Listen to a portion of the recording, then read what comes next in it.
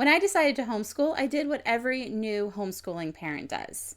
I went down a rabbit hole, or maybe a few. I researched Charlotte Mason, unschooling, classical, eclectic. I watched hours of curriculum videos, joined Facebook groups, and read tons of blog posts written by people with very strong opinions about living books and literature and narration and how to very minimally use textbooks, if any. And here's the thing, I have ADHD. So when I find something interesting, I don't just look it up, I hyper focus on it.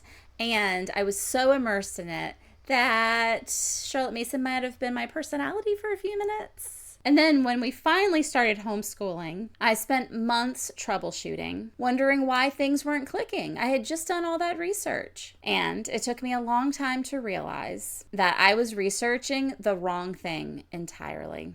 So today, I want to talk about what I wish someone had told me before I spent all that time, and where I think your research energy is better spent. If you're new here, I'm Mary Ellen. I homeschool in a neurodivergent family, and I share real-life homeschooling and parenting content for families navigating ADHD, autism, dyslexia, and other learning differences. This is part of an ongoing homeschool series, and links to earlier videos will be in the description below. So, the rabbit hole, how it all got started. I was at a playground with a friend, and I mentioned that I was thinking of homeschooling. And she mentioned that she had recently been researching something called Charlotte Mason.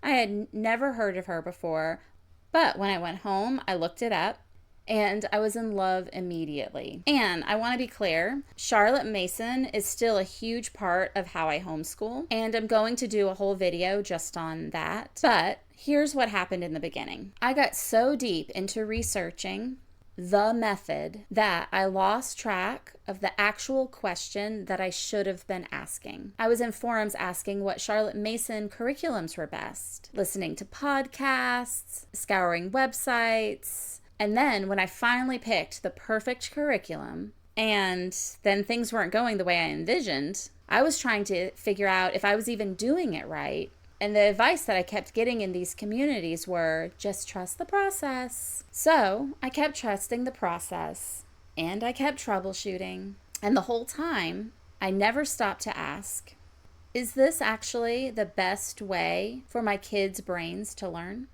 Because that's a completely different question. And if you are new to homeschooling, this is the question you should be asking when you're researching curriculums. Don't waste the time that I did. When you're new and don't have a baseline yet, you don't know what early normal learning looks like. You don't know what normal difficulty is versus something that's genuinely not working. So when things are hard, it's easy to assume it's the curriculum or it's the execution or the adjustment period. But sometimes the issue is that your child needs something more specific than any method is going to give them, especially when it comes to reading and math. Here's the thing about homeschool methods, including Charlotte Mason, including classical, including all of them. They were mostly developed before we had modern neuroscience and research, before we understood how the brain learns to decode written language, before we had solid research on what actually helps dyslexia, ADHD, or even executive function challenges, because they all can affect learning. These methods were developed by people that were doing the best that they could with what they knew, what their experience was, and what they had observed at the time. And some of it was good observations, and it still holds up today. But some of it doesn't. And when you're in a community that's very committed to the method, it can be hard to hear that. So here's the reframe.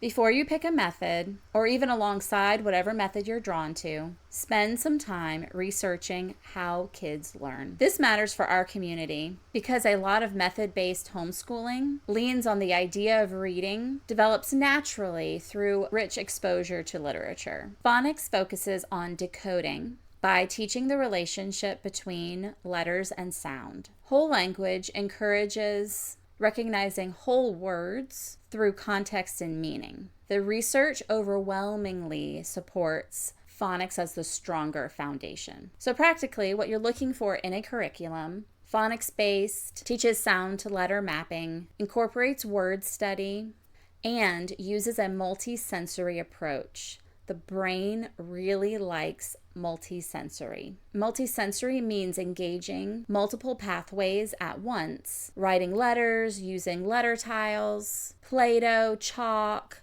air writing.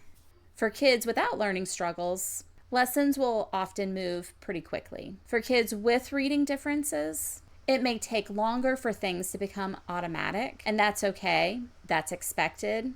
And that's what the research tells us will happen. And there's nothing wrong with rich exposure to literature. I love literature and I want it to surround my kids. But the thing is, for some kids, that will be fine.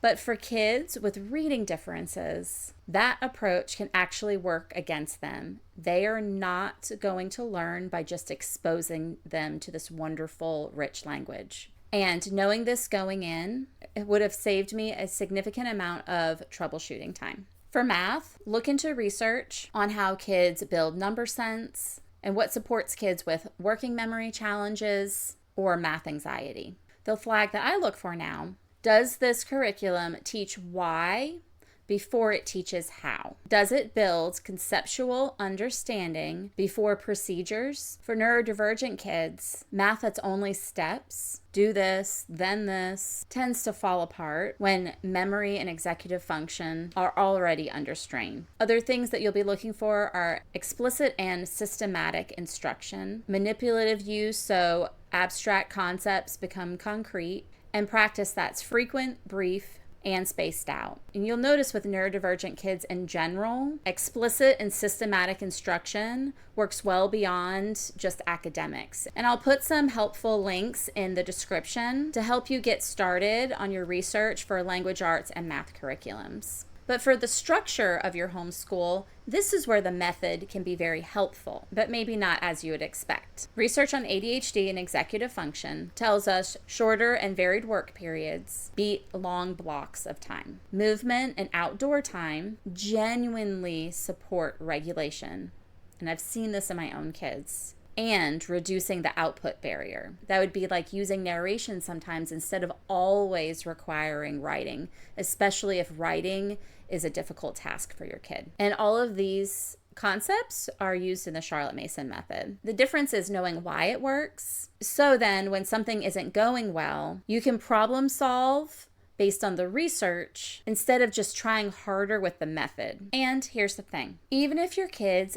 don't have learning struggles, research-backed curriculum will still give them a great education. But for kids with learning differences, the gap matters more. Curricula designed with neurodivergent kids and kids with learning struggles in mind tend to work for everyone. The reverse isn't always true. You can adjust your pace, but you can't always adjust your approach. The method is a framework. The research is the foundation. When those two things are working together, it goes a lot better than hoping the method will just work. And I'm going to keep going deeper in this series. Curriculum specifics, how we structure our days, a whole video on Charlotte Mason, and including what actually holds up for neurodivergent kids, and where I think the community can give some not so great advice if your child has learning differences. Homeschooling is one of my favorite rabbit holes, and I hope you come down them with me. If any of this has resonated, especially if you've been in the curriculum rabbit hole yourself, drop a comment. It also genuinely helps me know what topics to cover next. If you haven't subscribed yet, now's a good time. There's a lot more coming. I'm Mary Ellen Yates, and this is Growing Together, Neurodiversity at Home.